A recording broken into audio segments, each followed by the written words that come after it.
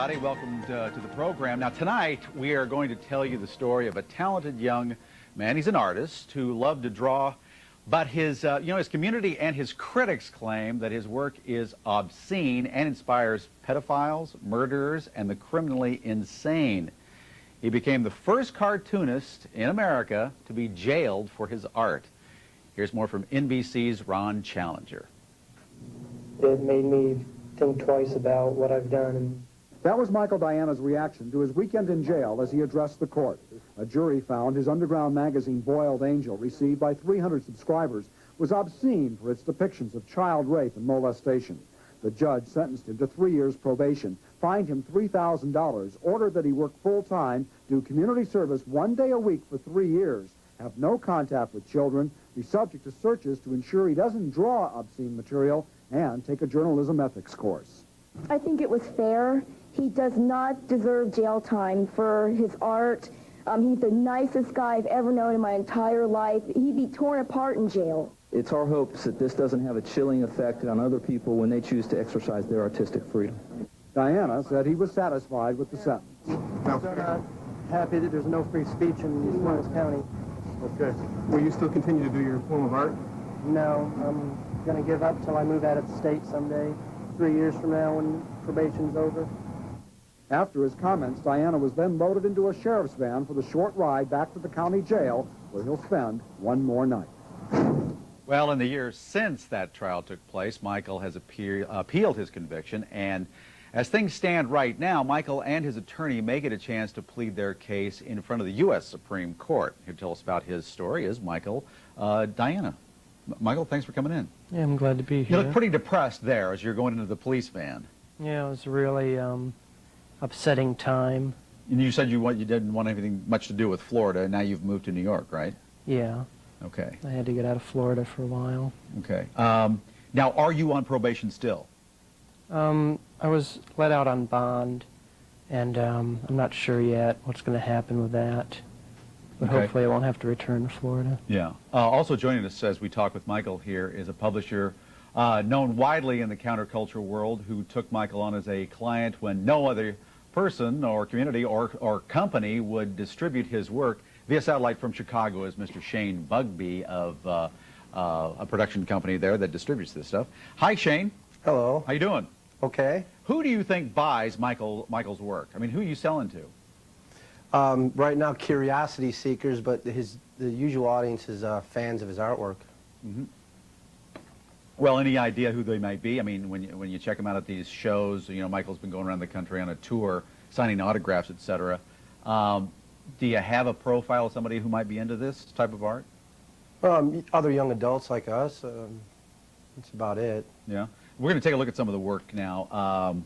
In fact, we have a lot of this right here on the table with us, and one of them here is The Worst of Boiled Angel. Now describe this scene to me here on the front of this particular publication. It's a picnic with a family. Yeah. And the dad has a Kiss the Cook shirt on, but he's naked, and he has an erection, and he's yanking on the hair of, I guess that's his daughter, right? Yeah. What are you trying to say here? Well, that's a play on what the state of Florida pretty much said I was doing to society. I was being blamed for the problems in my area, when really the reason I did the drawings was because of the problems. So it's kind of like, also there was a lot being said about the whole thing with children.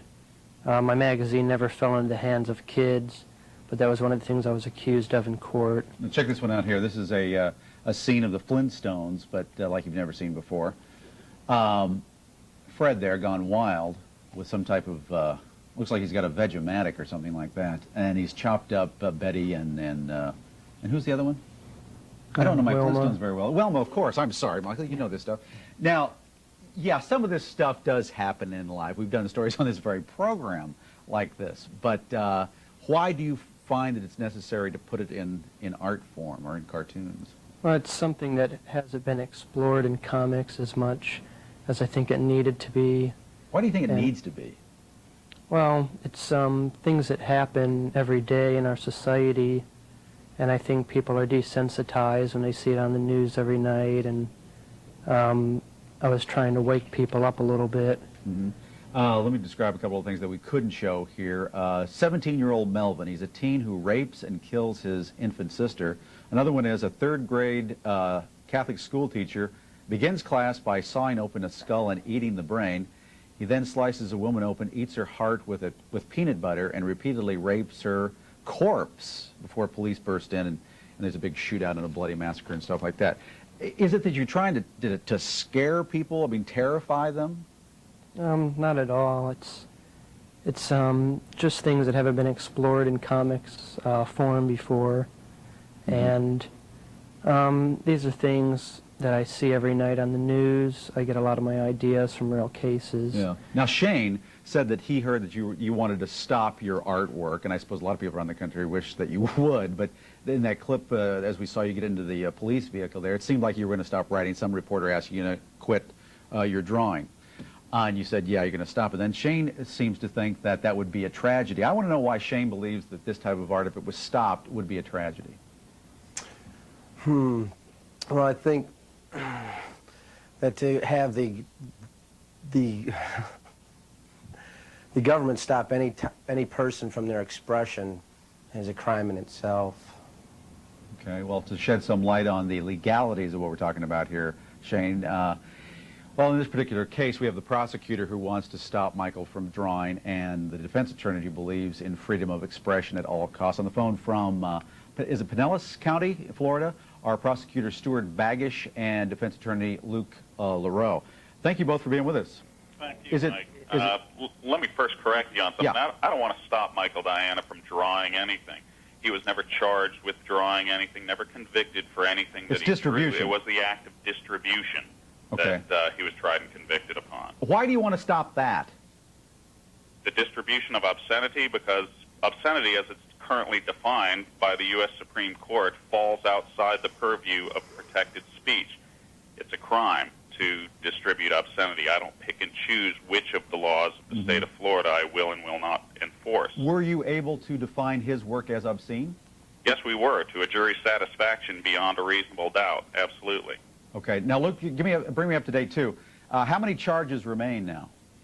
Right now, there are 2 counts of distribution of obscenity that the appeals court felt were valid. There was 1 count of advertising for obscene material that they reversed the original county court conviction on. So basically, we're a third of the way there. Okay. Now, one of the things, Michael, is that you were supposed to stay away from minors.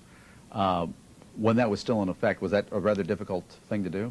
Well, I was working at the time for my father at his convenience store, and a lot of kids would come in to buy candy and, you know, buy the eggs and things. And at one point, got in trouble because I gave a child a free piece of candy because I didn't have enough money. So it was thought of as being, you know, a pedophile that way.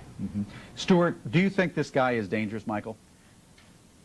Well, let me quote David Gross in his article from the December 17th, 1995 New York Times Sunday magazine. He described Boiled Angel as material that only a pedophile could love. I don't think that's true. I think that it's a collaboration of different works. And I don't think that you could identify any singular group as being particularly appealed to it. Stuart, what do you think? That it will be desensitized to this material and they'll want to take the next step beyond this and actually look at real murders and things like that? Well, that's the way these sort of things progress. One of the witnesses in the trial, Dr. Sidney Marin, who is an expert forensic psychologist who has examined people like Ted Bundy and Danny Rolling, testified that this is where those type of deviant sexual sadist personalities begin getting their jollies, and when they become acclimatized to it to the point where it no longer excites them, they then move on to actual photographs, and then when that ceases to excite them, they move on to motion pictures, and then when that ceases to excite them, that's when they make the leap over to creating scenes of mutilations, generally sexual mutilations. in reality. Now, as the syndrome plays itself out, when you get to the point where somebody is creating these scenes in reality, like Ted Bundy or someone like that, the hue and cry is deafening. Everybody is wondering, why didn't somebody do something sooner? Mm-hmm. And the fact of the matter is, in this case, we did. Well, I have to take a very, very serious disagreement with that. I don't think that there's any way that there can be any evidence that the work that Mike Diana produced would inspire anybody to commit any kind of criminal act that they weren't already predisposed to do. Yeah, in every one of the cases that the state talked about, Danny Rolling, Ted Bundy, all of the serial murderers that we talked about, there were never any exposure to things like what Michael Diana drew. Got to cut you guys off there, but Luke, thanks for being with us, and Stuart, and Shane, and of course Michael, thanks for coming in. Okay, how sexy is TV? Does it push the limits of decency? Find out what your children are really watching when we come back. Come back in about 2.